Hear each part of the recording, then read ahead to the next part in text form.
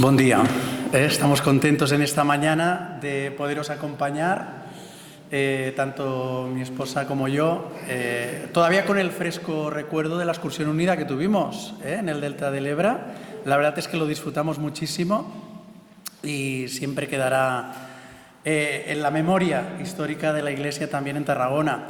Aprovecho para descargar el amor fraternal de los hermanos en Tarragona, que justamente ahora también tenemos el mismo horario los domingos, pues ellos también están alabando al Señor como nosotros en esta mañana y recibiendo su palabra. Y me ha gustado mucho cuando la hermana oraba ahora, antes de dar paso a la palabra del Señor, que ella hablaba de la necesidad de nutrirnos de la palabra del Señor, de esa semilla, ¿no? Y Jesús insiste mucho en este sentido. No sé si recordáis, en el Evangelio de Mateo, capítulo 3, bueno, Jesús explicaba muchas parábolas. Y en Mateo capítulo 13 relata una parábola que en mayor o menor medida seguro que habréis leído en alguna ocasión y que conocemos como la parábola del sembrador. Y la explica fundamentalmente para hablarnos de las 4 reacciones que las personas tenemos ante la predicación del Evangelio, ¿no? Cómo cada uno recibimos esa semilla que es sembrada, el Evangelio del reino de Dios. Y en primer lugar, recordaréis que Jesús explica que efectivamente hay gente que escucha el Evangelio, pero casi de manera inmediata esa predicación desaparece. Esa predicación, esa palabra, queda absolutamente estéril y no significa nada para ellos. ¿Por qué? Bueno, Jesús lo explica, en el Evangelio de Lucas da la explicación. No siempre explicaba las parábolas, pero en esta la explica, cuando sus discípulos dicen, bueno, ¿qué has querido decir? Y Jesús les dice, bueno, ese primer grupo de personas, la palabra desaparece porque ahí está el maligno que actúa como esos pájaros que rápidamente van y antes de que la semilla germine, ¡bum!, el pájaro se come la semilla. Pero luego hay un segundo grupo de personas, explica Jesús, que escucha la palabra y lo hace con cierto entusiasmo. El mensaje del Evangelio es bonito, es atractivo, es agradable pensar que Dios siempre va a estar a nuestro lado por toda la eternidad. Y esto provoca mucha alegría. Lo que pasa es que esta alegría, dice Jesús, desaparece cuando viene la primera, la segunda, la tercera prueba. Y entonces ya pronto la gente se olvida, retira y aparta todo lo que ha podido escuchar del mensaje del Evangelio. Dice Jesús, pero hay un tercer grupo de personas, un tercer terreno, que también la semilla es la misma, la palabra de Dios es la misma, pero hay un tercer grupo de personas que escucha y en este caso efectivamente la palabra arraiga en el corazón. No es como el primer caso, que la palabra casi desaparece de forma inmediata. No es como el segundo caso, que sí, hay entusiasmo a la hora de recibir la palabra, pero ante las dificultades la gente se retira. En este caso la palabra arraiga en el corazón, pero hay un pero. No llegan a dar fruto. Están absolutamente envueltos en este mundo, les preocupa tanto lo material, el dinero, las posesiones, que esa palabra está en el corazón, pero no da fruto. No hay un resultado ahí, ¿no? Y finalmente, dice Jesús, hay un cuarto grupo de personas, que es esa gente que efectivamente decide que la palabra dé fruto. Es gente que no ha lanzado por la borda la palabra de Dios, sino que la retiene, la comprende y como consecuencia quiere dar fruto a través de los dones que el Espíritu Santo nos da. Y lo hacen con perseverancia en medio de las dificultades.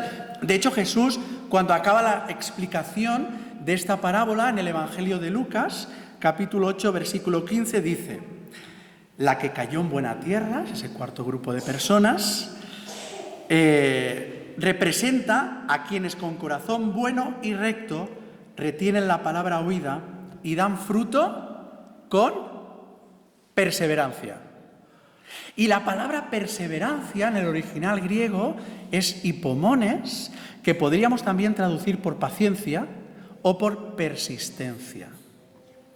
Es la perseverancia con la que Pablo está animando precisamente a Timoteo en esta segunda carta. En esta segunda carta que ha leído nuestra hermana Paquita, me parece que era, ¿no? Bueno, ahí tenéis, si utilizas el móvil, pues lo tienes encendido. Y si todavía eres romántico, como yo, pues coges tu Biblia en papel y la tienes abierta en esa segunda epístola del apóstol San Pablo a Timoteo en el capítulo 2. Y le dice a Timoteo, persiste, persevera, ten paciencia. Claro, se lo está diciendo a un Timoteo que cuando Pablo escribe esta segunda carta tendría aproximadamente unos 35 años. Tenía un carácter tímido, reservado. Hoy, si lo hubiéramos calificado, de alguna manera diríamos que es una persona más bien introvertida. Además, nos cuenta la palabra, y Pablo lo escribe, ¿no? Tenía problemas, tenía enfermedad, tenía problemas de estómago, ¿no? Y de alguna manera Pablo, con los remedios caseros que habían en la época, no tenían las farmacias que tenemos hoy, ni los medicamentos, dice, bueno, toma un poquito de vino, a causa de tu estómago. Y bueno, una persona que veía dificultades, realmente decir, bueno, ¿y cómo voy a servir al Señor con perseverancia? ¿Cómo puedo dar fruto con persistencia cuando lo que nos rodea es muy complicado?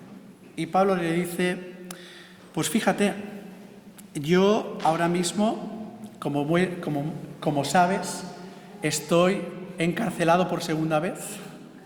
Pablo se encuentra en Roma, en una celda subterránea fría, porque a diferencia de su primer encierro o cárcel, que le dejaron alquilar una casa, no sé si lo recordáis, bueno, esta segunda vez ya lo meten en la cárcel, una prisión subterránea, los descolgaban por el techo y por lo tanto eran celdas muy frías, muy húmedas. Y le dice, bueno, tú como bien sabes, a mí me quedan pocos días o quizá pocas horas para ser ejecutado. Pero tú persiste. Es verdad, van a haber complicaciones. Y te doy 3 razones, Timoteo, por las que lejos de desistir, tienes que persistir a pesar de las dificultades que tenemos en la vida. Yo, que estoy a punto de morir, tú, que eres joven, que eres tímido, que tienes enfermedades, que tienes problemas, persiste por estas 3 razones que en esta mañana quiero compartir con vosotros a la luz de esta segunda carta del apóstol Pablo a Timoteo. 3 razones por las que efectivamente todos nosotros deberíamos formar del cuarto grupo de personas de la parábola del sembrador, que retiene la palabra, pero que además da fruto con persistencia, con paciencia, con perseverancia. Primera razón por la cual nosotros persistimos y somos fieles al Señor. Versículos del 1 al 6. En primer lugar, por el amor indescriptible de Dios. Fíjate en el versículo 1, lo vamos a releer. Tú pues, hijo mío, esfuérzate, persiste a pesar de las dificultades. Esfuérzate ¿en qué? En la gracia. En la gracia que es en Cristo Jesús. No hemos podido leer, siempre hay que leer el contexto, ¿no? Hubiera sido muy interesante leer el capítulo 1 de esta segunda carta. Si te vas al versículo 15 y 16, te darás cuenta que le está recordando Pablo a Timoteo que el servicio cristiano va a tener momentos muy duros. Va a tener momentos en los que uno puede sentirse muy solo. Y se lo dice con conocimiento de causa, versículo 15 y 16 del capítulo 1. Porque muchos creyentes de la provincia romana de Asia Menor han tirado la toalla. Timoteo, hay muchos que han abandonado la fe.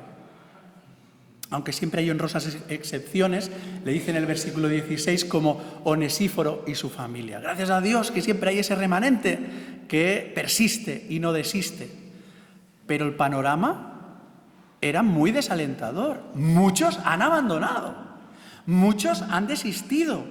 Sin embargo, le dice Pablo a Timoteo, a pesar de ese hundimiento general que hay en las iglesias de Asia Menor, y luego le dirá en el capítulo 3, versículo 11, y a pesar de que todos los que quieren vivir piadosamente en Cristo Jesús van a padecer persecución, Timoteo debe esforzarse en la tarea de perseverar.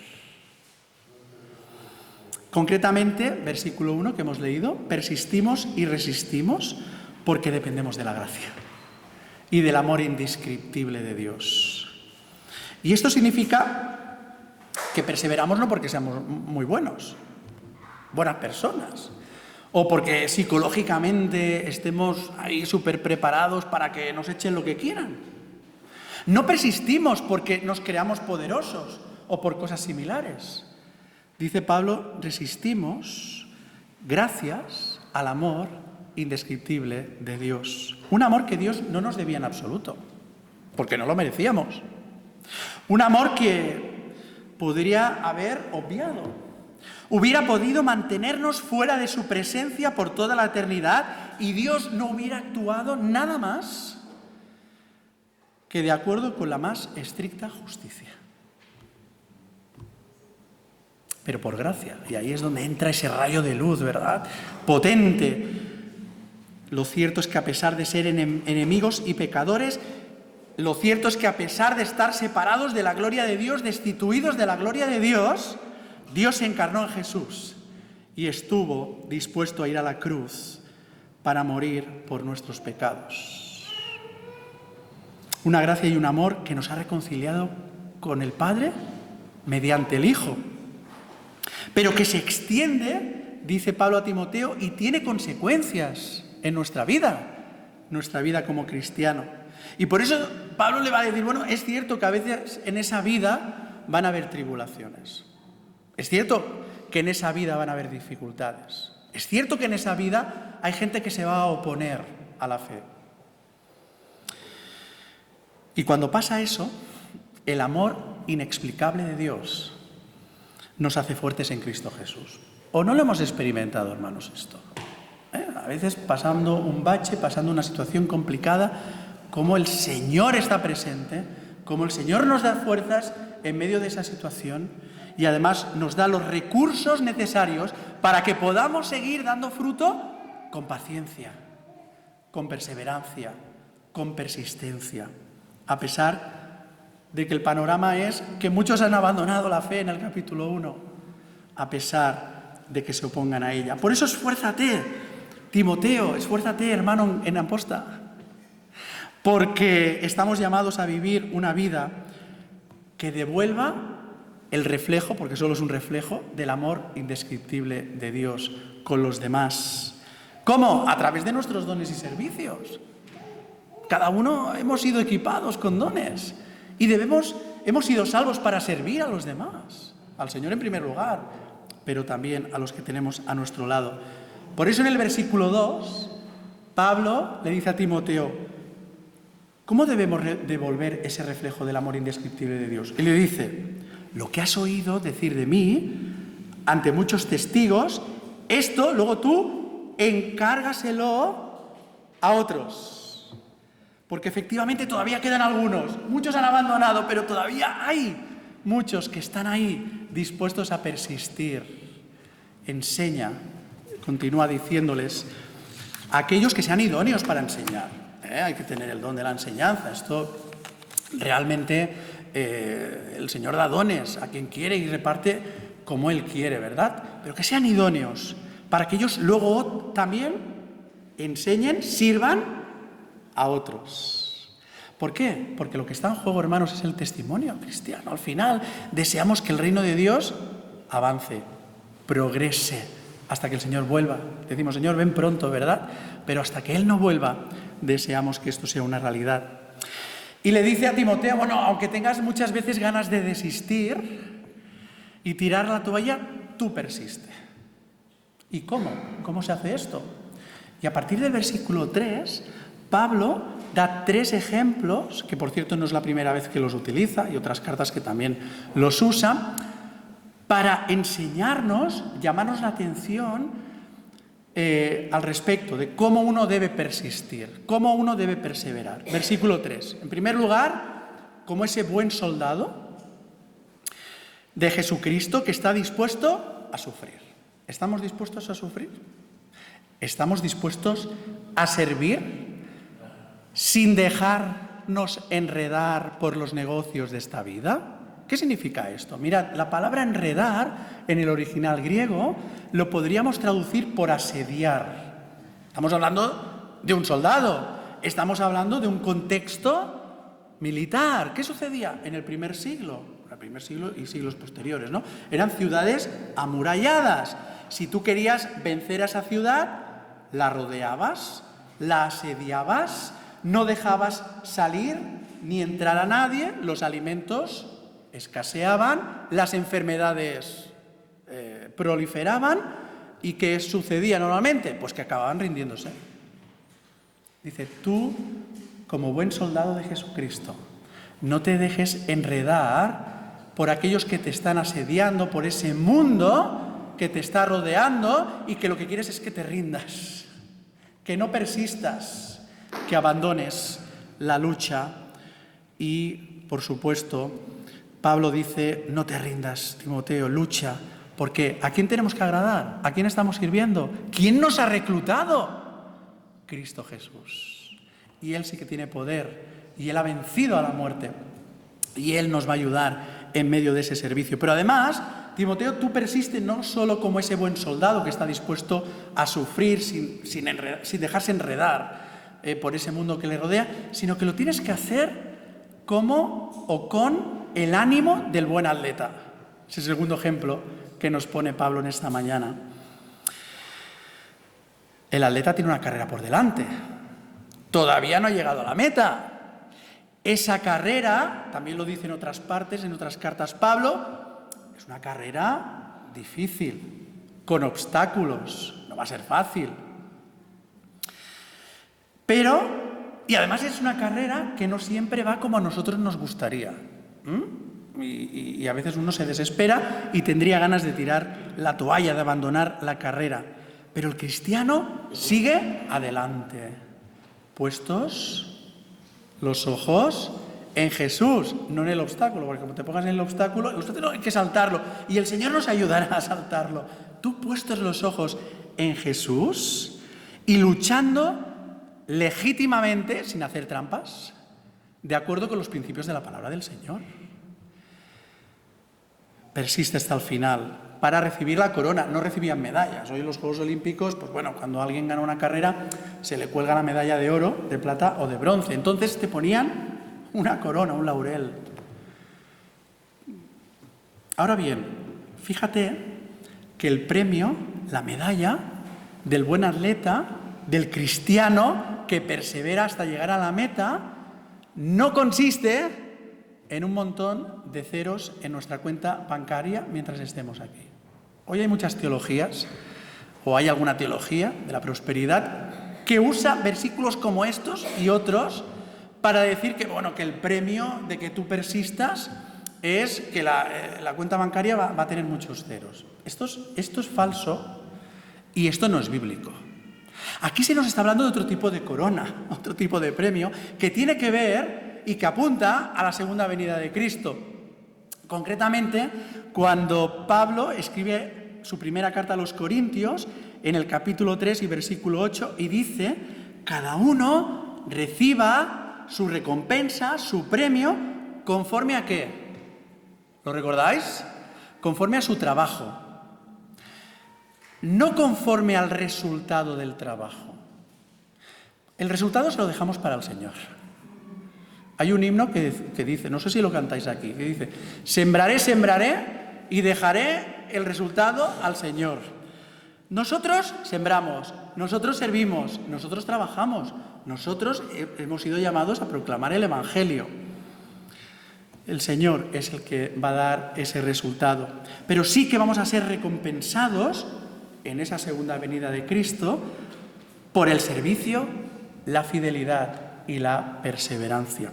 Finalmente, Timoteo, hermanos de Amposta, estamos llamados a persistir, a no desistir, como el buen agricultor, labrador, aquí diem pagès, que sabe esperar.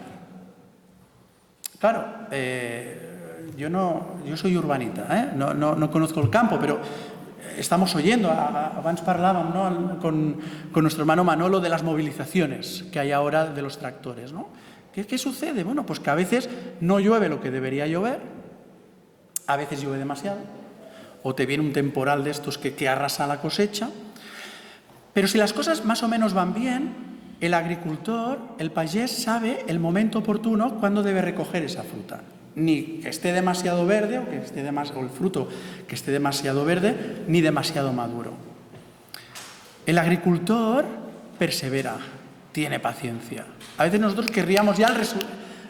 Fe collita, ¿no? Como hacen también las grandes marcas comerciales que pretenden que se coseche mucho, congelarlo todo y luego que en los supermercados los demás tengamos la fruta, el fruto, todo el año.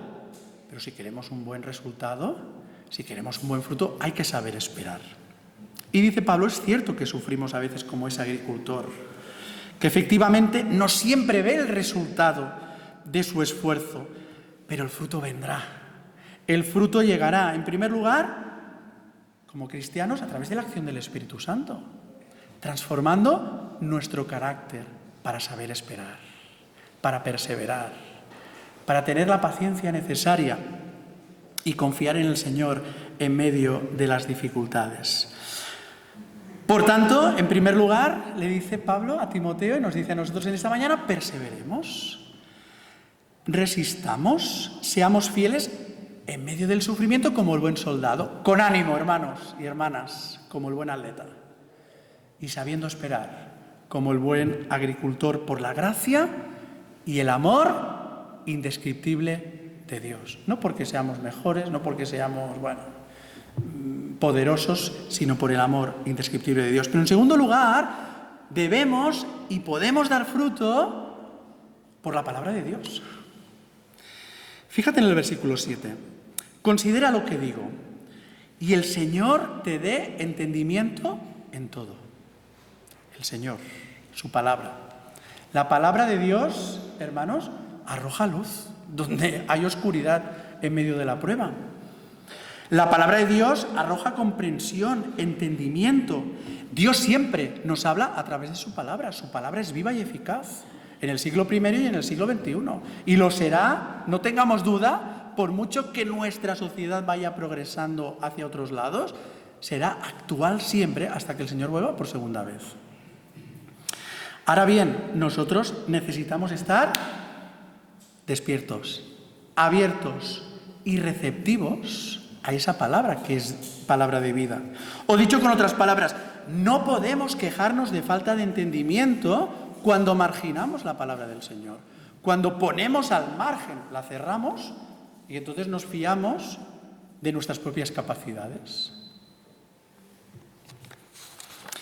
Y si efectivamente Timoteo considera lo que Pablo le ha estado enseñando y sobre todo confía en la palabra de Dios, recibirá entendimiento en todo.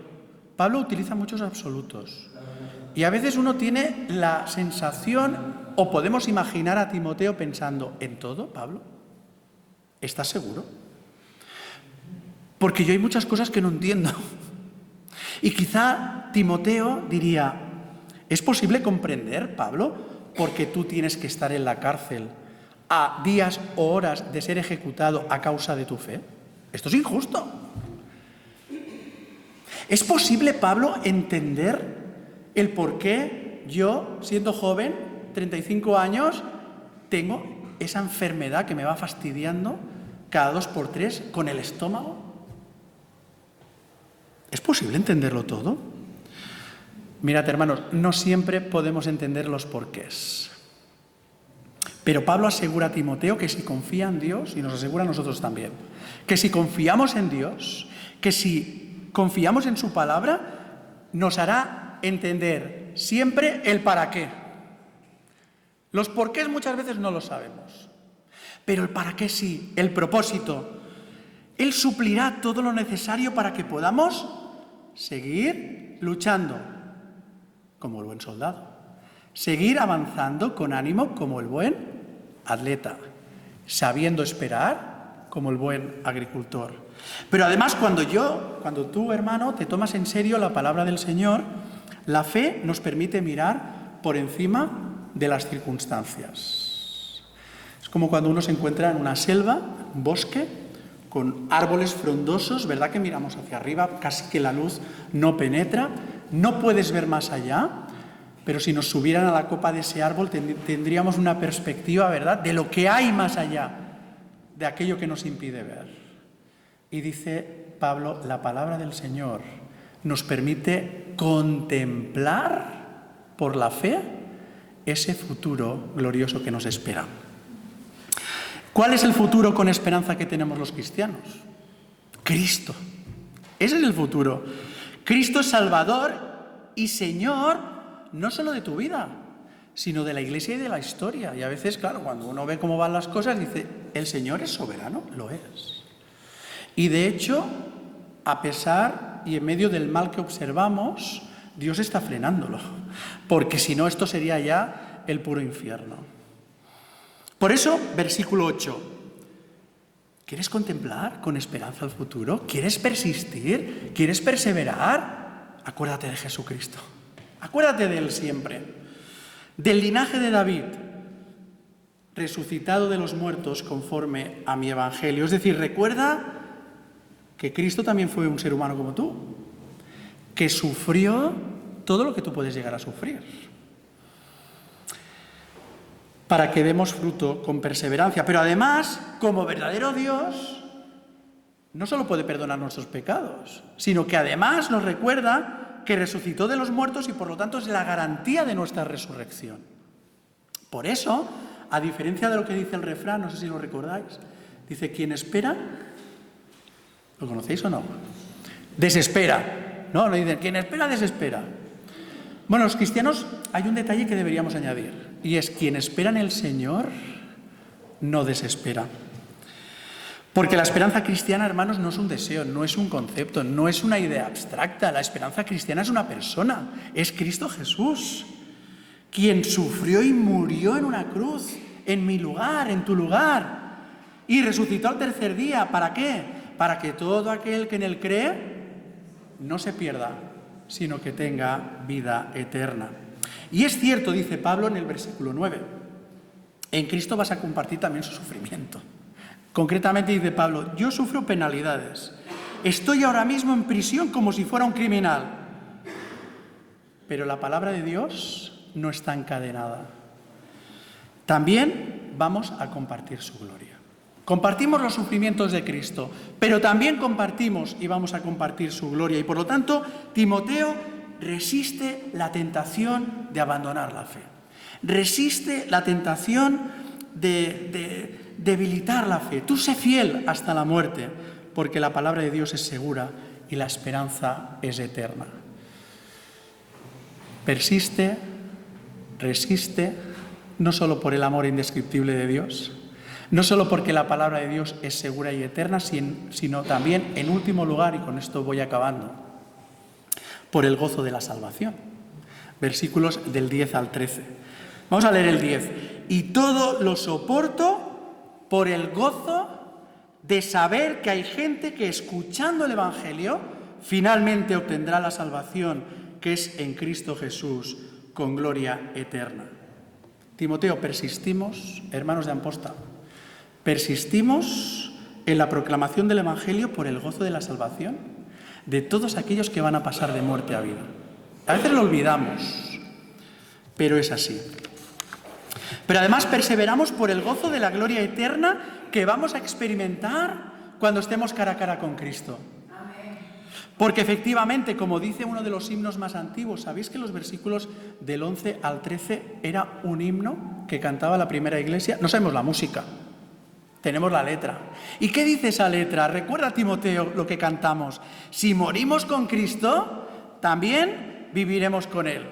Si sufrimos, también reinaremos con Él. ¿Qué significa esto? ¿Qué significa esto de que reinaremos con Cristo? Bueno, significa que en los cielos nuevos y en la tierra nueva participaremos en el gobierno y en la administración del reino definitivo de Cristo. Por tanto, le dice a Timoteo, sigue alabando al Señor como lo hacemos los domingos, recordando, versículo 12, si nosotros sufrimos con Él, reinaremos con Él. Por el contrario, si le negamos, Él también nos negará. Pero si somos infieles, Él permanece fiel, pues no puede negarse a sí mismo. Amén. ¿Qué conclusión o a qué conclusión nos está llevando el apóstol Pablo en esta mañana? ¿A qué conclusión le quiso llevar a Timoteo? ¿Y a dónde nos quiere también llevar a nosotros?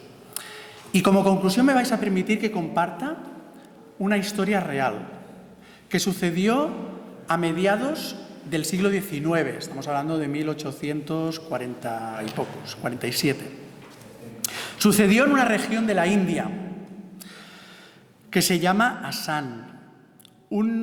Allí un misionero bautista del norte de América, llegó hasta allí, una zona bastante complicada, porque allí habían las tribus de cazadores de cabezas, que como su nombre indica, cazaban y cortaban cabezas, sobre todo con aquellos que consideraban que eran sus enemigos.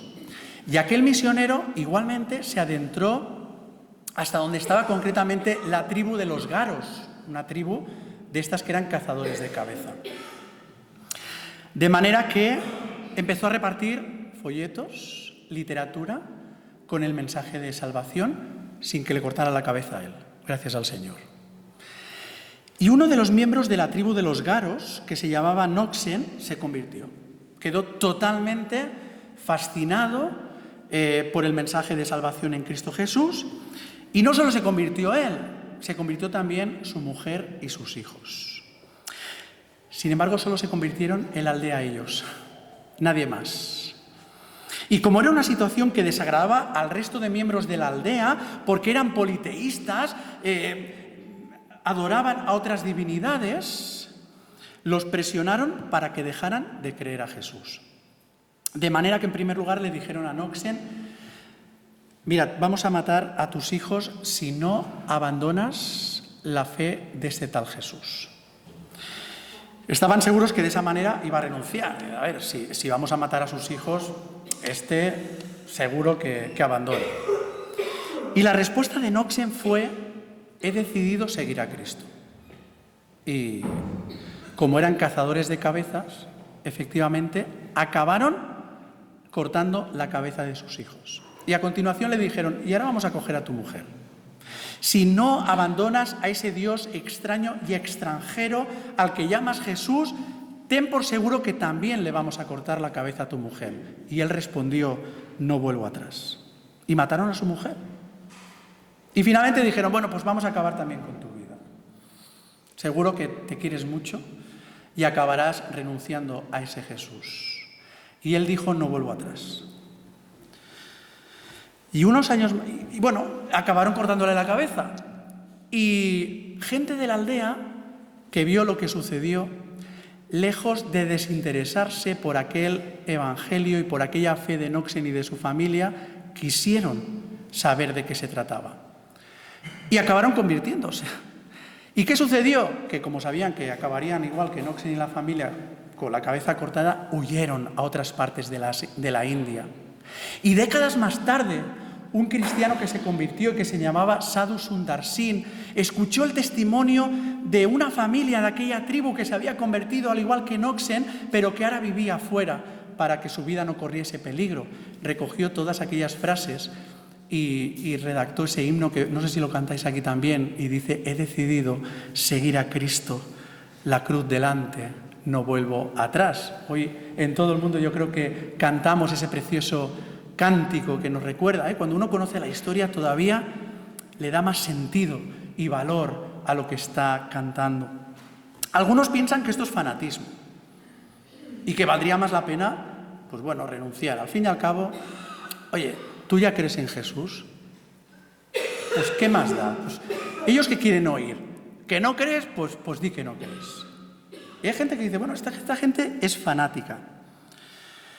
Más valdría la pena desistir. Sin embargo, cuando uno conoce el amor indescriptible de Dios y reconoce y ha comprobado que la palabra de Dios es segura y eterna, y experimenta el gozo de la salvación en Cristo, no lo cambia por nada.